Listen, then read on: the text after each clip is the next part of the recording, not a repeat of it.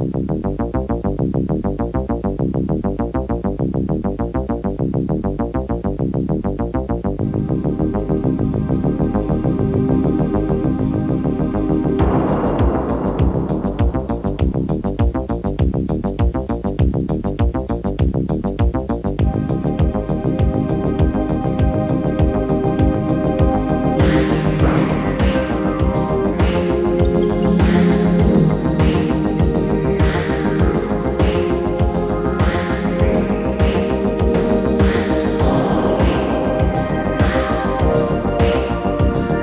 this video of touching Cloudbase, we'll be following a typical paragliding course.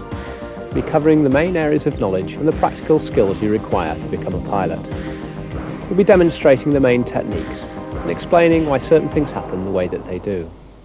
Paragliding is perhaps the simplest and easiest form of aviation. Thousands of people from all walks of life can enjoy its unique appeal. However, it is an adventure sport, and it carries an inherent risk of injury or even death, if practiced in error or ignorance, or especially in the wrong weather conditions. This is not a teach yourself video. The only safe way to learn is to be taught by a qualified instructor. Paraglide is a safe and sophisticated aircraft, but it wasn't always quite like that. The origins of our sport began over 20 years ago, when hang gliding first became a popular pastime.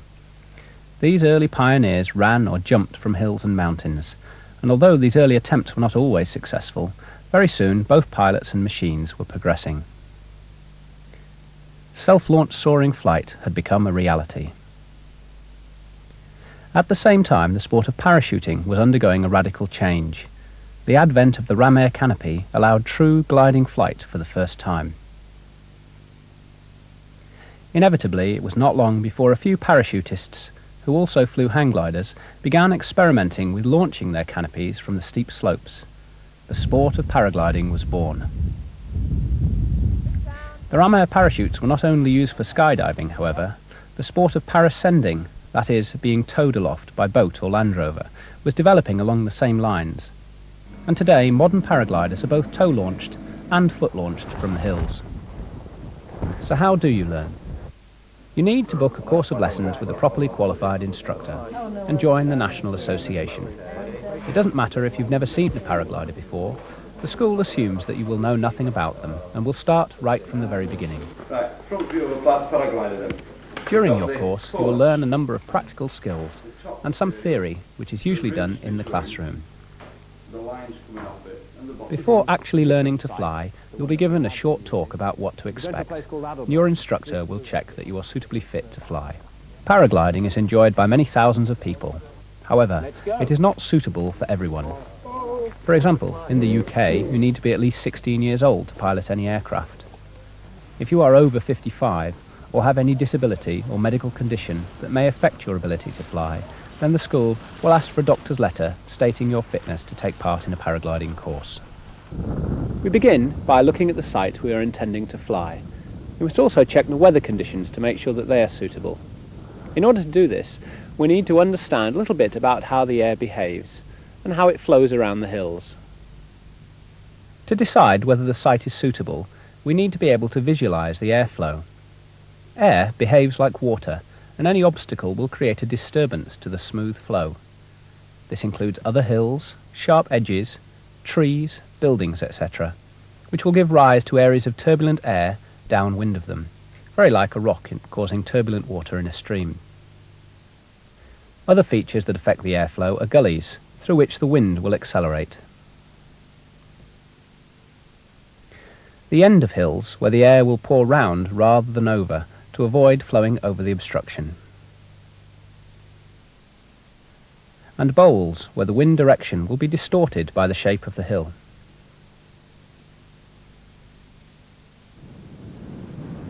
If the hill has a sharp edge, you will also find that there's a curl-over or rotor which must be avoided behind the edge. However, if the hill is the correct shape, if the wind is blowing directly at it and there are no obstacles or areas of turbulence to create a hazard, we can fly safely. Apart from assessing the hill itself, we must also consider the weather conditions. It is very unwise to fly in snow or heavy rain, as this can adversely affect the way the canopy behaves. The wind must not be too strong or turbulent, and the airflow should not be gusty. A wind speed indicator is a useful tool for assessing both the strength and variation in the wind speed. There are 3 types of check that we perform on a paraglider. The first one is a 6-monthly or seasonal check, and this is the one that you would also do after sustaining any damage or having a hard landing. This check is very thorough and involves looking at every seam line, all the stitching on the paraglider, all the lines and the harness. Quite frequently people do porosity tests on the wing to make sure that the fabric is still in good condition. This would usually take about 2 or 2.5 hours to do properly. The second set of checks are the daily inspections, is the one that we're going to cover now. As the name implies, we do this at the start of every day before we proceed to fly. We check all the parts that could have got twisted or come undone, or could have sustained a problem since the last time that we flew. The third set of checks are the pre-launch checks, and these are performed before each and every launch. Make sure that you're properly attached to the equipment and that everything is ready to fly safely.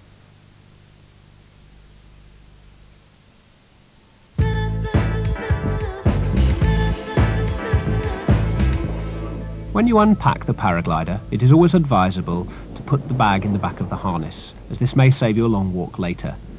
Unroll the canopy so the trailing edge is into the wind. Open it out and pull the harness into position, checking the risers are not twisted and being careful to untangle the lines. Now I'm just going to make sure the whole thing is untwisted. Right, just make sure the front riser goes straight up to the... you actually have a twist there. So you turn the harness over to get rid of that twist. Much easier to get rid of twists now than when you're in the harness. Let's try again. The front lines and they go straight to the front of the canopy. That's good. Just check the strap goes under the seat all the way up onto the front, which it does, and the other side should be the same.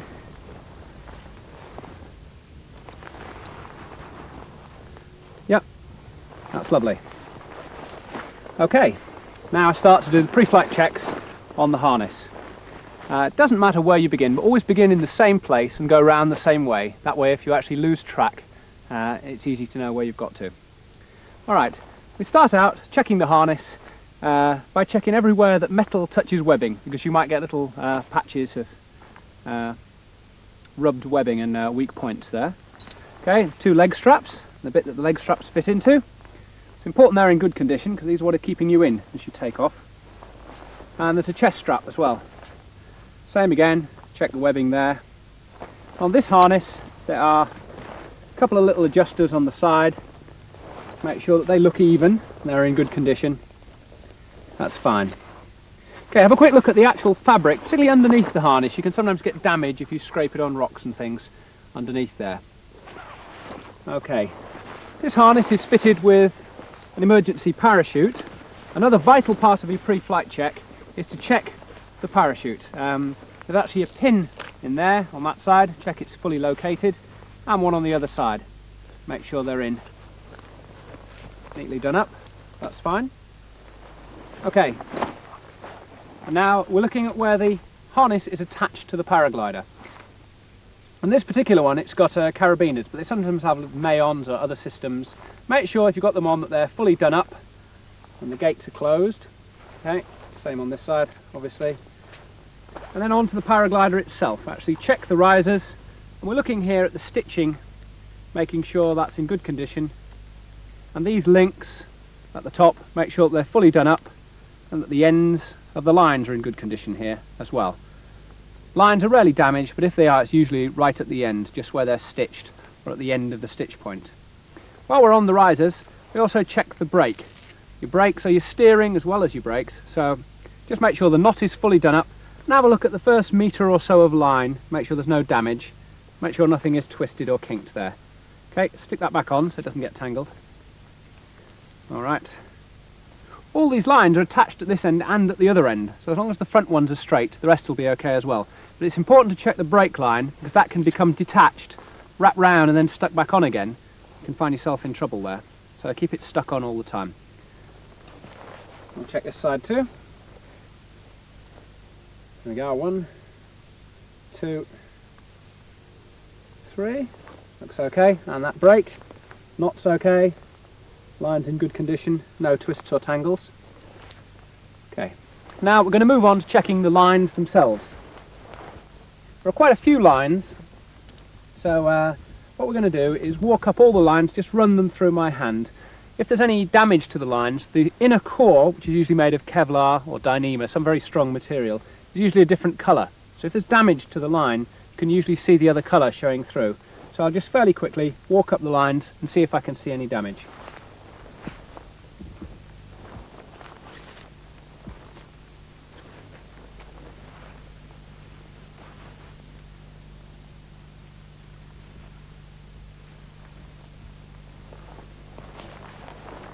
And I'll do the other side the same. Right, the lines are rather like the branches of a tree. The ones at the bottom here are very crucial.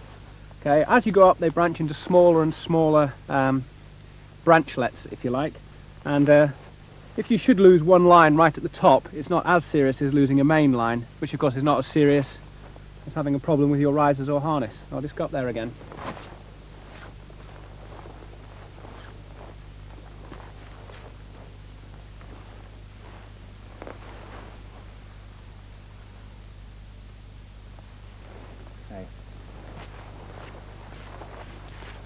When you actually come to inflate the canopy, one of the last checks you do is looking up.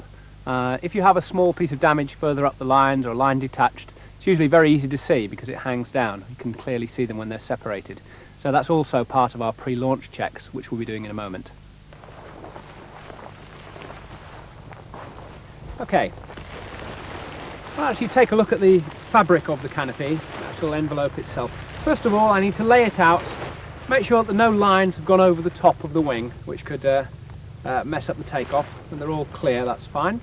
Okay, we'll just have a look along. What I'm actually doing here is checking, first of all, the main connection points, having a look at the canopy at close range, but also checking these intercell walls.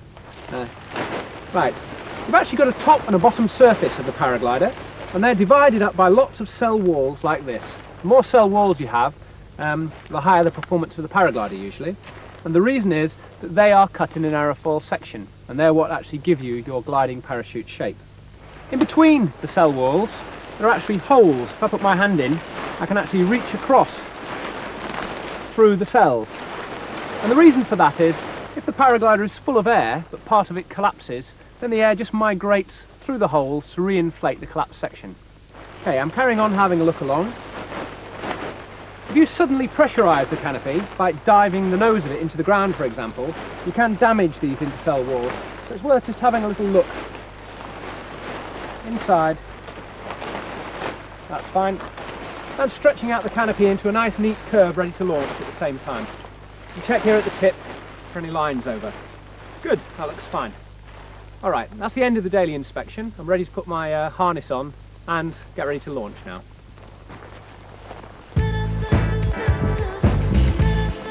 Now we need to do our third set of pre-flight checks, which are the pre-launch checks. We do these before each and every flight. Number one is your helmet. Make sure you've got your helmet on before you attach yourself to the paraglider.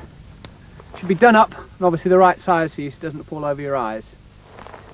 Next thing I'm going to do is just double check the parachute. Again, make sure those pins are in. Good, that's fine. Now I can put my harness on. I'll just move a step or two towards the paraglider, just so if we get a gust, the lines won't pull the harness from me. Okay, just pop that on now. Be careful not to stand on the lines. That's it. Okay, now do up my straps. Leg straps.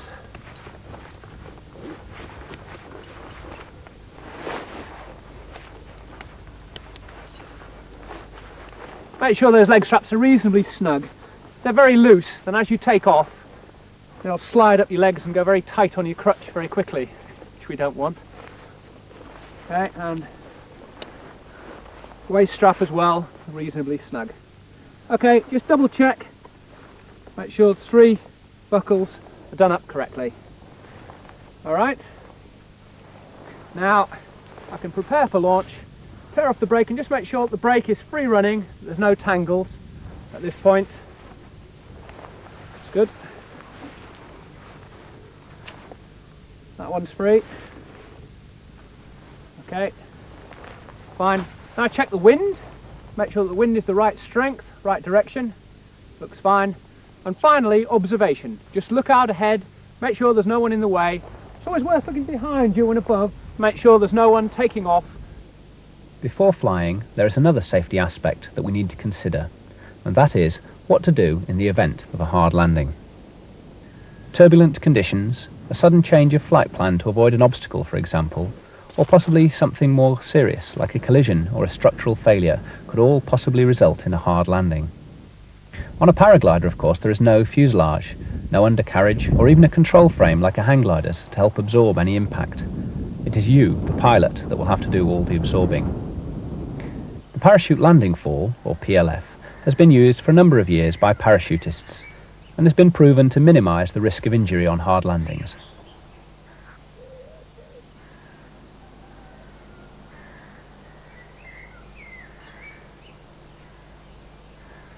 You're unlikely to need a PLF, but if you should, it should be done correctly. And like everything else, practice makes perfect. Now we are ready to learn how to launch. There's more than one way of launching a paraglider, and we're going to begin with the alpine or snatch launch, which is usually used in lighter winds. With this launch, I'm facing forward in the direction I wish to take off. I lift all the risers set up. I need to remove the brake from the rear riser. I tear that off and make sure there's no twists or tangles. Just have a look at it there, make sure it's free running. And I let the two rear risers, that's the back one and this middle one, go over. If you have a canopy with only two risers, obviously you just keep the front one in your hand. The front riser goes into my hand, so I've got two things there, the brake and the front riser. Right, same on the other side. Tear off the brake, check it's free running. Just drop those over my forearm, get hold of the front riser. Whoops. Just got a line trapped to there. Unhook it. Okay, and check. You can see the lines go straight from the front riser up to the canopy. When you're alpine launching, you only have one chance. It's more difficult to adjust the canopy once you've started pulling it up. So it's important that the canopy is laid out well, nice and smooth in an arc into wind. Okay, now I check the wind again. Last observation check. Make sure there's no one taking off, and I'm ready to launch. Alright. Nice strong pull, pulling up the canopy with the front risers. When it gets up to the 12 o'clock position above my head, I can drop the front risers and check it before I commit myself to take off. Right.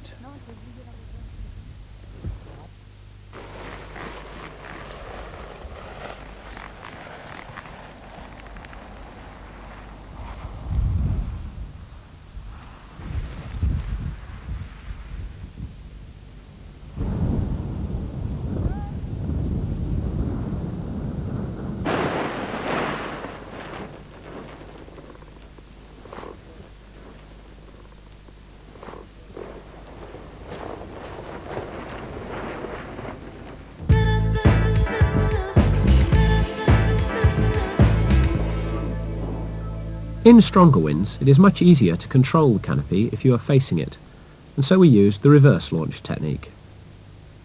First thing I need to do is to take one complete set of risers and lift it over my head, like that. And I'm now looking at the wing. Just step away from it. Because it's likely to be windy, doing this sort of launch, I actually take a metre or so of the brake line, just as a safety to make sure it isn't going to pull me. And then I inflate the canopy, lean back with my body, or sit with the risers. I start to fill the cells with air and form a wall. Okay, I can just manoeuvre the shape of that wall by pulling around, moving about, until it's even. When the wall is even, nice inflated, I'm sure the wind isn't too strong and there's no one behind me, no pressure on the brakes, I can drop those, tear off the brake handles. Okay, now I grab the front risers as well. Before I pull the canopy up, I'm just checking the position of my risers, because when it's up I'm going to have to turn round, actually follow the lower one under. So the obscured one like that, I have to turn that way. Give it a try. Quick check. Make sure the wall is even. Pull. Okay, turn round, grab the brakes, check it, and go on.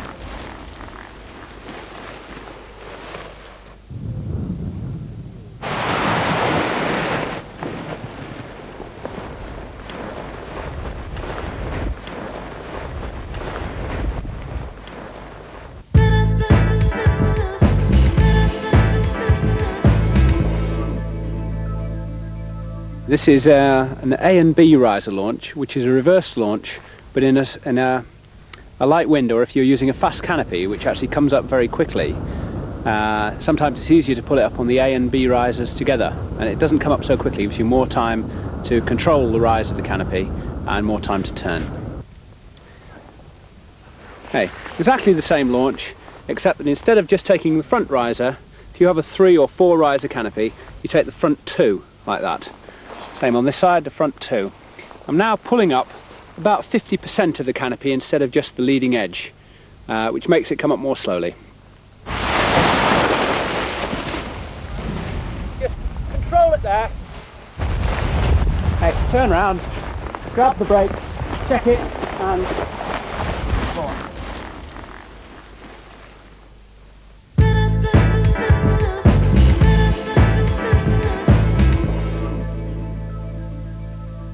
With modern, very fast canopies, high-performance wings, they often come up and fly very quickly. So it's actually a very useful technique to be able to apply brake to them all the way through the launch procedure. We also use this technique for launching tandem. What we're actually going to do now is hold the correct brake in the correct hand. Now this has a disadvantage when you're facing the canopy, because your right hand is controlling your left tip and vice versa, which makes it more difficult to ground handle. It also makes it a little bit more difficult if you have a problem to control it. However, the big advantage is that as you take off, you can apply a brake all the time, you're never out of control, and you don't have to let go at any point. So you have a nice smooth launch. I'll try and show you how this works. You take your right hand, if your riser's across like this, assuming that this riser is on top, the hand where the top riser is goes over the top and grabs hold of the brake there. So I've now taken the brake which goes to the far tip. On the underneath set of risers, the hand goes underneath and tears that one off. So I'm in the same position as usually, but I have the brakes in different hands. I come back up and just get hold of the front risers in the usual way. You'll notice the brake lines there are tangled up all around the risers. Don't worry, that'll actually sort itself out as you launch. And now, when I pull up, if it's coming up straight, I can just rotate all in one movement and take off while still holding the brakes.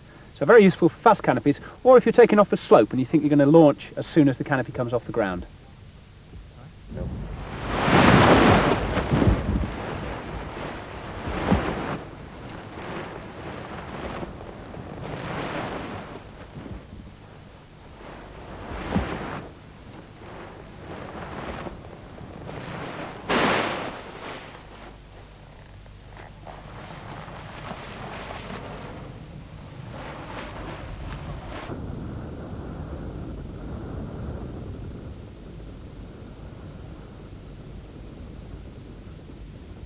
The instructor will choose the launch technique that is suitable on that particular day. Perhaps the most difficult part of paragliding is the ground handling, particularly in wind, and it is worth spending a lot of time on getting it right. Once you have a reasonable idea of ground handling, we go straight on to short hops. You should be ready to start doing these on the afternoon of your first day. Initially, you'll be helped by your instructors. Normal practice is to have one instructor assisting you with the launch and another at the bottom of a short slope with signal bats. These are a device for demonstrating the correct hand position during the short flight. They help you to maintain course and to show you how and when to flare for the landing. All right, was that good? Thank you.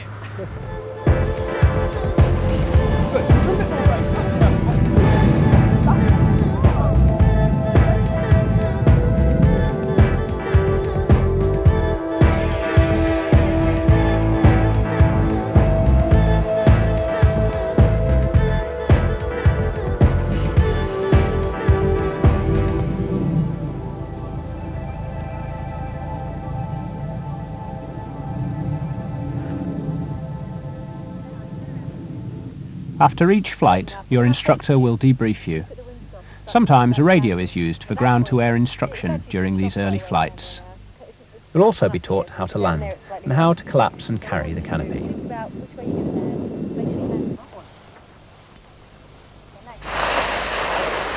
During your course, you may have the opportunity for a tandem flight with an instructor. This is great fun and an excellent and safe introduction to the sensations of higher flights.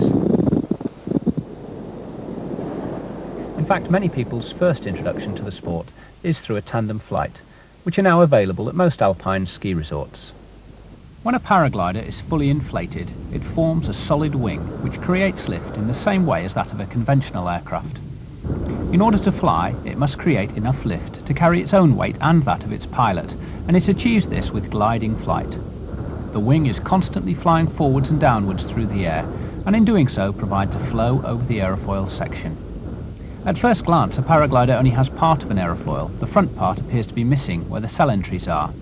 But in fact, the build-up of pressure inside the canopy does back up and form a kind of false leading edge of air. So how does an aerofoil work? The air that hits the leading edge is divided into two streams, those over and those under the canopy. Those below it are striking the lower surface at a shallow angle and creating a high pressure area. The air passing over the top surface follows a longer path as it is forced upwards over the cambered top surface, while at the same time the air above the aerofoil is doing its level best to carry on in the same direction without altering course. The result of this is that the air flowing over the top of the section is squeezed between the physical barrier of the wing below it and the inertia of the normal air above it. It behaves exactly like water being squeezed through a narrow space by accelerating, so the air is travelling more quickly over the top surface. At this point the physics becomes a little more complex, but the result of this acceleration is that the pressure reduces. This low pressure area generates a pulling force that we call lift. So far we have established two forces acting on the canopy: gravity, which is acting to pull us downwards, and lift, acting to hold us up. There is a third force as well, drag, and this acts to hold us back and reduces the speed and efficiency of the wing. The lift and drag can be combined to give the resultant upward force. When all these forces are in equilibrium, the wing will glide at a specific rate. There is a ratio between the lift and drag generated, and by adding more drag, by braking, we can alter that ratio. This means that the wing is now moving forwards less rapidly, and the airflow is at a higher angle of attack. The initial result of this is an increase in the amount of lift. The greater the pressure difference between the top and bottom surfaces, the greater the lift will be. However, if the angle is increased too much, the air is unable to flow smoothly over the curve, and the airflow breaks away and the wing ceases to work. This situation is a stall. Drag is the thing that holds us back. It is the resistance of the air to anything passing through it. It is friction caused by any surface or obstruction, such as the pilot or lines. The action of the aerofoil disturbs the air as it passes through it as well, and this also creates drag. Much of this is created at the wingtips, where the area of lower pressure above the wing is attractive to the air at higher pressure below the wing. At the wingtips it is easier for the air to flow around the end of the wing than to push up, and this is what happens. The result is a vortex at each tip. As the canopy moves forward, it leaves a trail of rotating air behind each tip. This is a major cause of drag, and the cause of wake turbulence, often encountered downwind of an aircraft. When the pilot pulls down one of the controls, the trailing edge of the canopy on that side is deflected downward into the airflow. The effect is to increase the drag and reduce the airspeed of that side. The further the control is depressed, the more drag is created, and the steeper the turn will be. The steepest turns are achieved by simultaneously raising one side and depressing the other. But be careful. It is possible to stall one half of the wing in this way and to enter a spin.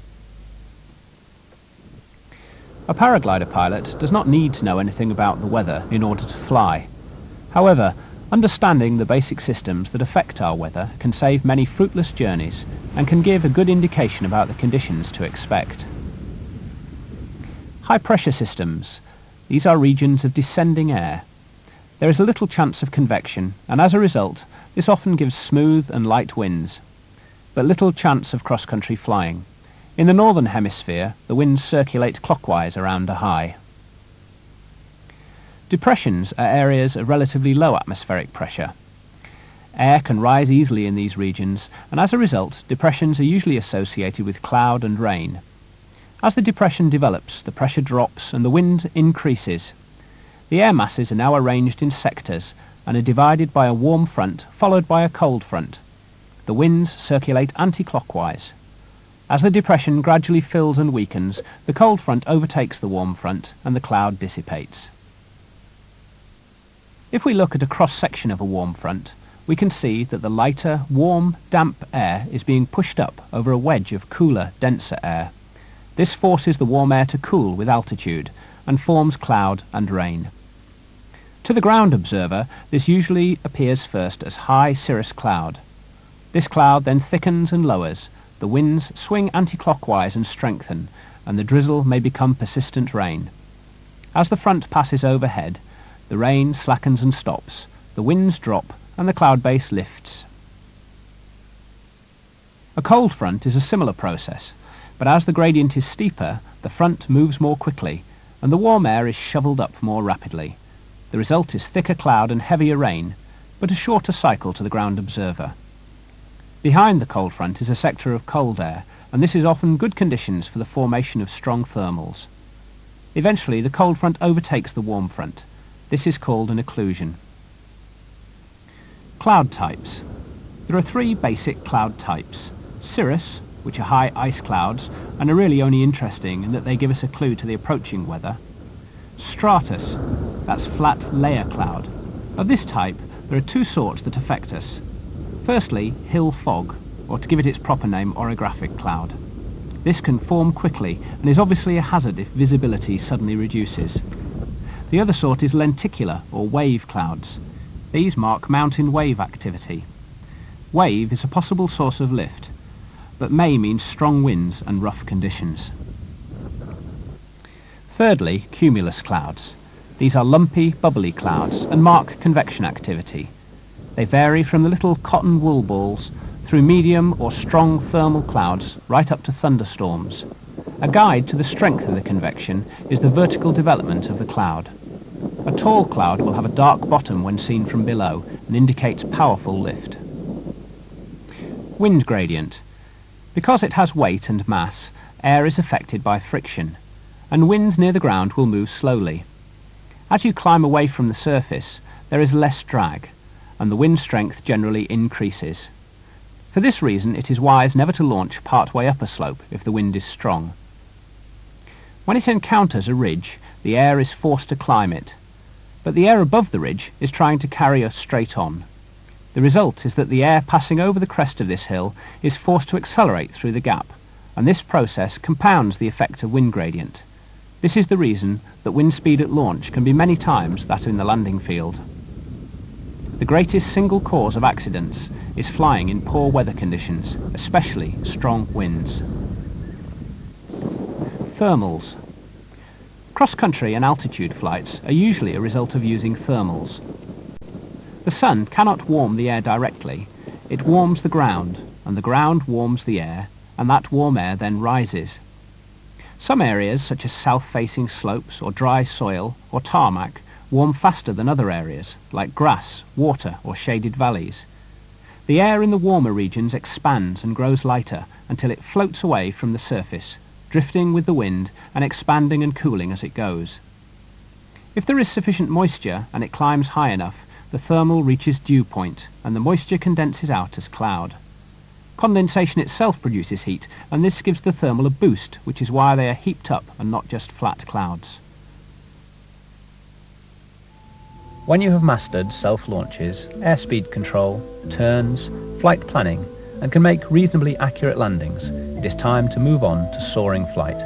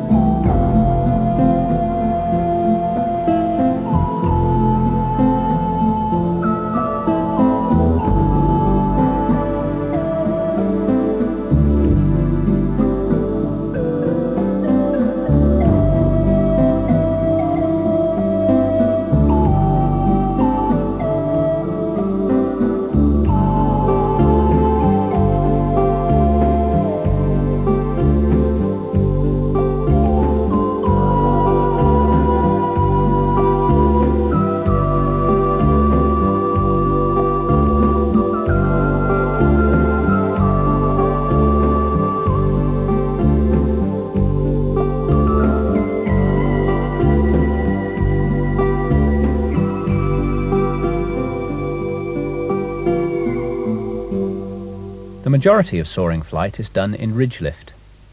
If we look at the airflow over a ridge, we can see that the wind forms a kind of pressure wave ahead of the hill. Some of the air has a vertical component that is greater than the paraglider's rate of sink. If we manage to stay in this area, which we call the lift band, we can maintain or gain height. This enables us to stay in the air and soar for long periods of time, and of course, if the hill is suitable, to land back on the top again. If the soaring is good, you may be sharing the air with several other pilots, including hang gliders or even sailplanes. And in order to minimise any risk of collision, there are some rules of the air that we all need to know and to follow. If two pilots are approaching head-on at a similar altitude, then both must alter course to their right. If you are soaring a ridge and cannot turn to the right, then you have the right of way, and the other pilot will have to move out to give you room. If two pilots are on converging courses, that is to say they're coming together but not directly head-on, then the one on the right of the other has the right of way. This is easily remembered as being on the right is in the right, and the other pilot should alter his course accordingly.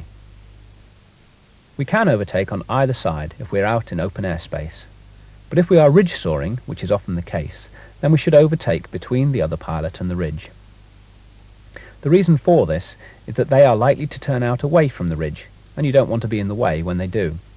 Also, you could obstruct them and make it impossible for the other pilot to turn, as they would have the hill on one side and you on the other. If a pilot is circling in a thermal, any other glider joining that thermal must circle in the same direction as the first pilot. This reduces your closing speed, and of course, reduces the risk of a collision. Pilots lower than yourself have poorer visibility, especially if they're busy taking off or landing, so you must give way to pilots who are lower than you are. On the question of priority, there are also powered aircraft. Powered aircraft must give way to us as we are classed as gliders. However, sailplanes, hang gliders and paragliders are all treated as equal, and we have an equal responsibility to avoid each other. We must give way to balloons or airships who are less manoeuvrable than we are. Finally, the most important rule of the air of them all, it is every pilot's responsibility to avoid a collision. This may mean that you are in the right and have priority, but you must still take avoiding action. It is no good lying in your hospital bed claiming that you were in the right. So you are soaring. You've had time to relax and perfect your control as you explore the lift band. After a 30-minute soaring flight or so, you are ready to land back on the top. Just think, no more long walks back up that hill. First, look down at the area you intend to land in. Is it clear? Could it suffer from rotors or turbulence? If in doubt, then don't try it. If it is okay, then plan your approach. You basically have three options. You can track in from the left or from the right, or you can turn and go straight downwind. For your first few top landings, the downwind approach is not recommended unless you have a great deal of height. If the wind is not quite at 90 degrees onto the hill, then the choice becomes easier. Always begin your approach from the end of the downwind, that is the faster soaring leg. Make a larger than usual turn so that your track drifts you back over the hill and behind the lift band to your landing area. Remember to turn into wind with plenty of height to spare, as after you're out of the lift band, you might sink quite quickly. Once touched down on the hilltop, the wind is likely to be strong enough to keep the canopy inflated. The best way to collapse a wing in a breeze is to turn and face it, exactly the opposite in fact of the reverse launch technique. Then you can stall the wing, either by pulling on the brakes as you run towards it, or for a very quick collapse, pull down sharply on both rear risers, again while running towards the wing to take the pressure off the lines. If you should fall over or find yourself being dragged in a strong wind, then the best way to kill the canopy quickly is to pull one brake handle, hand over hand. You can keep doing this until you reach the fabric of one corner of the wing. In this position, of course, it is streamed out and can no longer inflate and cannot pull you. There are various methods for canopy packing. The first part is the same for all. We start by laying the canopy flat on its back, with one wingtip into the wind if there is any, and place the harness over the leading edge so it is at the front of the canopy. This keeps the buckles and any dirt that's on the harness away from the fabric. It is not usually necessary to remove the harness. Make sure that all the risers and lines are quite tidy and are not twisted or crossed. This will make sure they're not in a knotted mess when you come to unpack them again. The first method, and this is one usually employed, is to fold the tip into the centre on each side. Then fold each end into the centre and again, and so on, all the time squeezing the air out towards the leading edge until it is a suitable width. Be careful not to stand on the canopy or lines, as this could damage them. Then you can proceed to roll up the canopy into a size that will fit into your bag. Some pilots use an extra stuff sack as well for extra protection. You can then place the canopy into the bag and then put the harness in. Make sure you put it in such a position that it does not rub on the canopy and so that it is comfortable to carry. In a stronger wind, it may be easier to pack the canopy neatly by folding it one cell at a time. You will need help for this technique. Or you can do it in concertina fashion, starting from the centre and pulling it in a cell at a time. In both these cases, once the canopy is folded to a suitable width, you can roll it up in the usual way.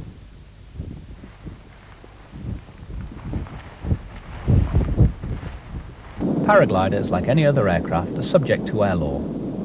Your instructor will cover the various parts of the law that affect us. It is, however, evident that you cannot go flying off cross-country until you have sufficient knowledge about the restricted or prohibited airspace that might apply to you. There are some sections of air law that affect us while we are simply soaring on a hill. We are not allowed to fly at night, for example, or in visibility too poor to see other aircraft or the ground. We cannot drop anything except dry sand or water, and we must not be under the influence of alcohol or any other drugs. We also need to understand the restrictions of our licenses. A self-launch pilot will not necessarily be qualified to tow launch without additional instruction, for example. Your club and association also have rules which must be followed. For example, in the UK you must fly wearing a helmet. If you fly paragliders for long enough, you're bound to encounter some sticky situations. The piece of equipment most likely to let you down is the one between your ears. Most problems can be avoided with suitable forward planning, and this includes planning not to fly at all. However, let's have a look at most of the common situations that you may encounter and how to avoid or solve them. First of all, launching problems. If reverse launching, you may be lifted off your feet while still facing the wrong way, or you may turn in the wrong direction and find you are airborne with your risers twisted. In this situation, you should fly away from the hill. Once well clear, you can release everything and your weight will automatically turn you back round to the correct position. Once airborne, it is possible that a brake becomes tangled or even detached. In this situation, it is perfectly possible to steer gently using the rear risers or by weight shift. You can control the canopy quite effectively, if somewhat slowly, by lifting one hip and leaning your body weight the way you wish to go. In turbulent conditions, your canopy may suffer a partial deflation or tuck. If this occurs, your priority should be to maintain directional control and then apply a deep pull to the brake on the collapsed side. This will help to unroll the wing and clear the tuck. In severe cases, 2 or more pulls may be required. In order to reduce the risk of having a deflation, always fly with some brake pressure and avoid using any accelerator system in rough air.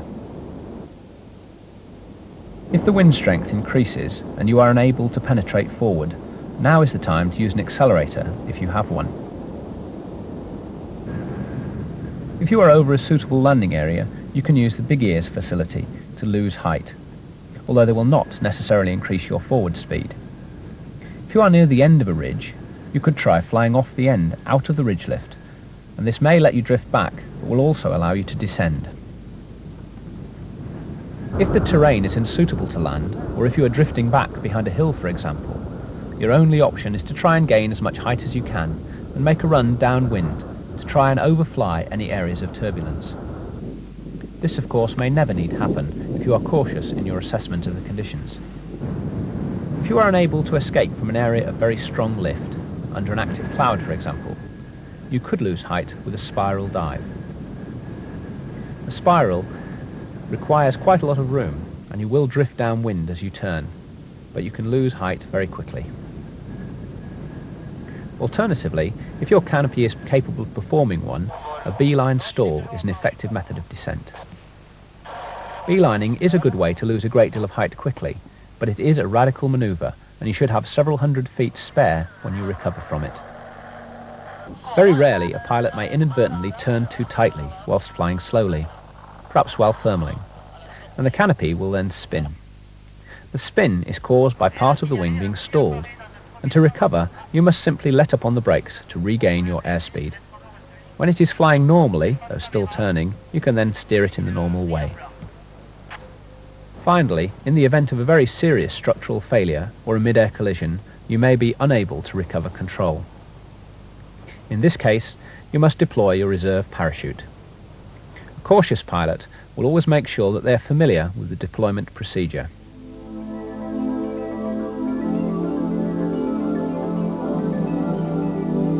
Some of the manoeuvres shown here can be dangerous to perform over land. However, there are courses you can go on, conducted over water, where you can safely practice things like stalls and spins with professional training.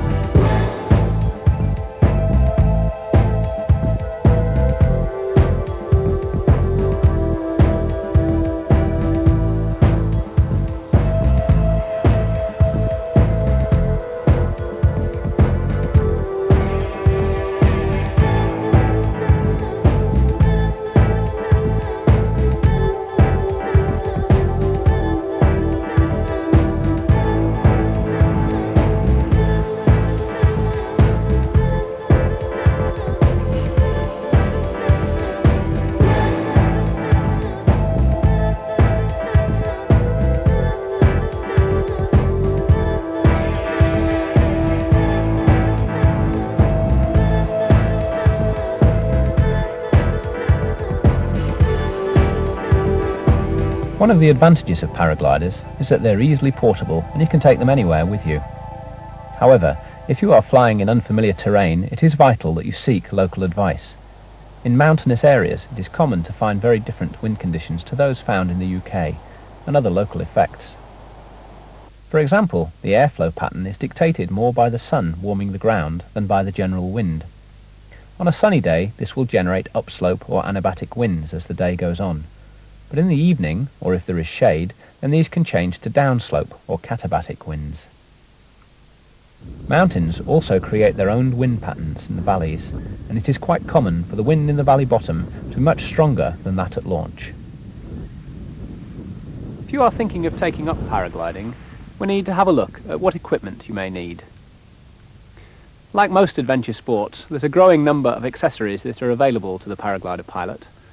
But let's start by having a look at the canopy itself. There are a wide variety of paragliders available. First, you must take into account your weight, what sort of flying you're likely to be doing, and of course your budget. There are a number of good intermediate wings that are very easy to handle, they are very stable, and are at a reasonable price. The only drawback to these is that the performance tends to be rather limiting, particularly if you're interested in cross-country flying. This type of wing generally has about 20 to 25 cells. There are also high-performance intermediates. These are also safe and stable, but offer much better performance. Generally, they have more cells, perhaps 30 to 35, and of course they are more expensive.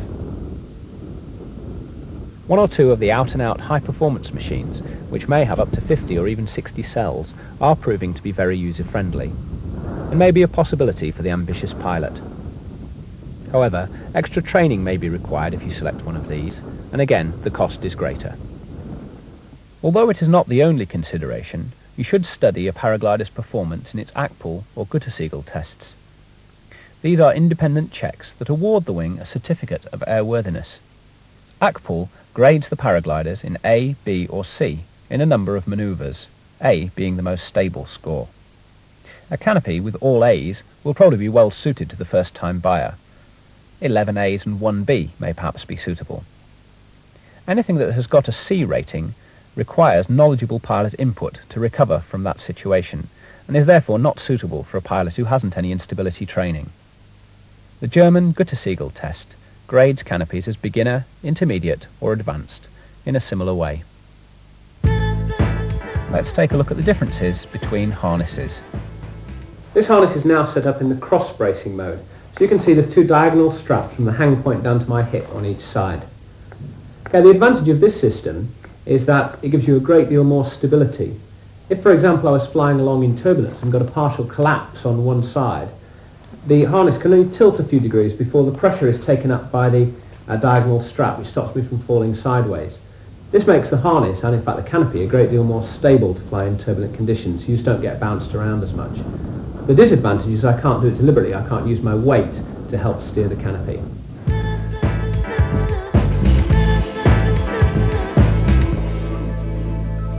I've set this harness up in the weight shift mode with a single strap going across the centre here. The advantage of this is it actually turns very easily, and I can assist the turn of the canopy just by leaning my weight. However, in turbulence, or if the canopy is tilting violently, then I will get thrown around a lot more than I would with a cross-brace system.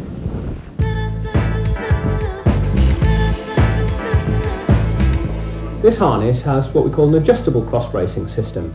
So you can see here there's a strap in the middle which allows me to do some weight shift, but there is a cross-bracing element.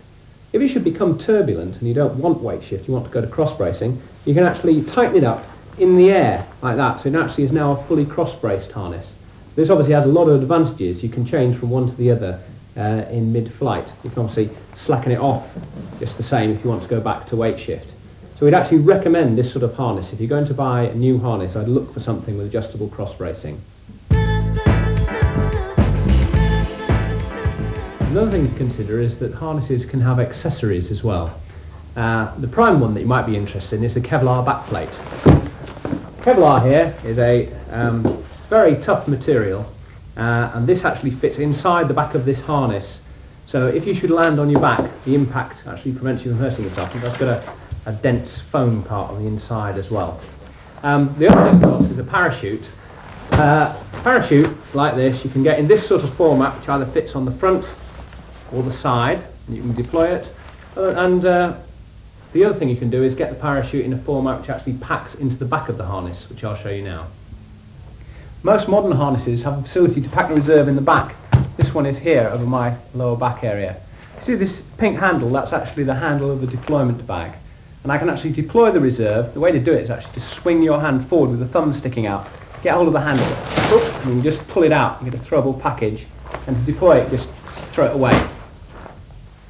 Okay, let's take a look at some of the other pieces of equipment that you may need. Alright, we'll start here. Neil is wearing a flying suit. This one's made of a breathable fabric. The important thing is that the flying suit is windproof. It does get very cold, particularly if you're flying at a high altitude, and obviously it helps to protect your clothes as well. For the same reason, gloves. Good pair of ski gloves. They're a good idea if they're well insulated. Even in the summer, because your hands are up and out in the airflow, they do tend to get very cold. Right, now Neil's actually equipped here for cross-country flying. He's actually carrying a map here of the relevant area, and he's actually drawn on the map case the relevant airspace, the prohibited airspace, so that we know if there are any areas he's not allowed to enter. Okay, on the other leg, have a look at this. This is a Vario altimeter. The top dial here just shows the rate of climb, so it tells you if you're going up or down, and the bottom bit is an altitude indicator to tell you how high you are. And again, the altimeter, together with the air map, you can actually use that to help navigate, because of course you're navigating in 3 dimensions. You have to go over or underneath airspace as well as just past it. Right, continuing on from there, Look down at the bottom, he's got a pair of boots on. Don't know if you can see those very clearly, but those are ankle protector boots. They're laced up tightly around his ankles, give him good foot protection. Obviously they've got a good gripping sole as well, which makes it easy when you're taking off. And coming up to the top, he's wearing a full face helmet. Some pilots like full face helmets, good protection for the chin, and it's a good place to put a microphone if you've got a radio system. And in fact, he's got a radio here.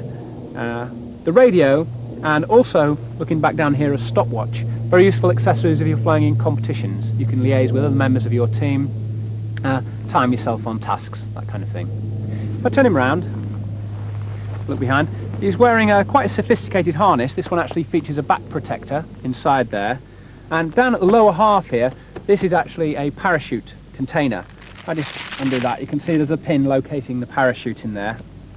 And this is the handle. You can actually deploy it just by pulling that handle. This bag here is just for his bits and pieces, his canopy bag, sandwiches, whatever he needs.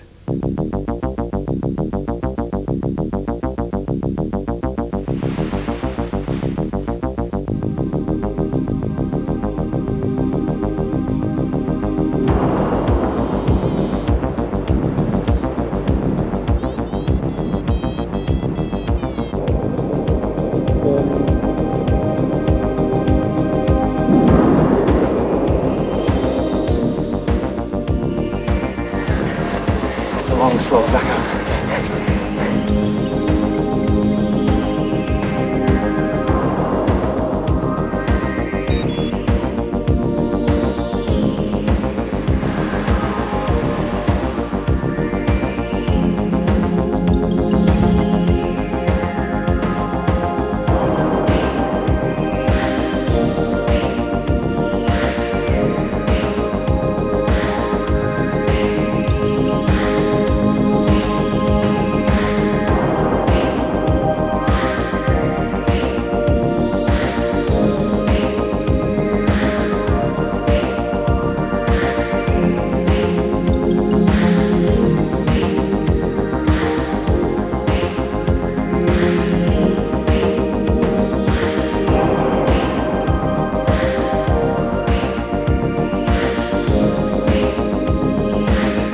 I hope you've enjoyed this video and have learnt something useful from it. However, we have not been able to cover everything that you need to know. The only safe way to learn is to be properly trained. If you fly within your own limitations and in reasonable weather conditions, you'll have a long and enjoyable flying career. There are many other challenges. There's cross-country flying, flying in competitions, or even instructing yourself. I'll see you up there. Ready, under lights, under action, under camera!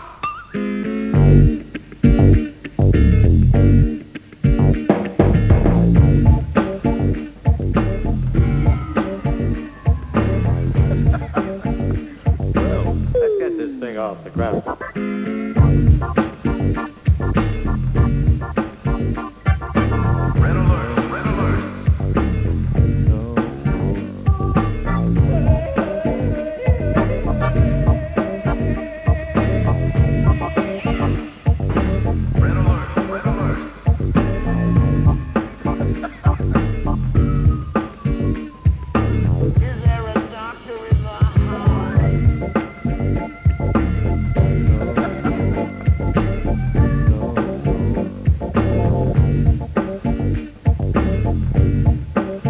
Rip out the parachute there.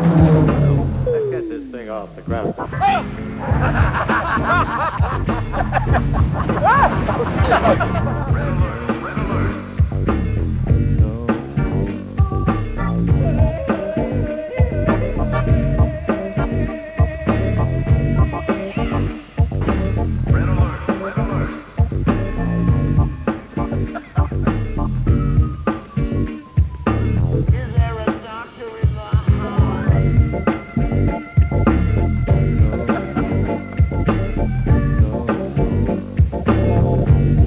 Going down.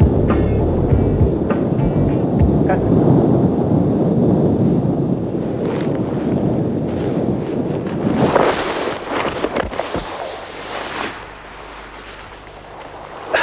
Save the camera at all costs.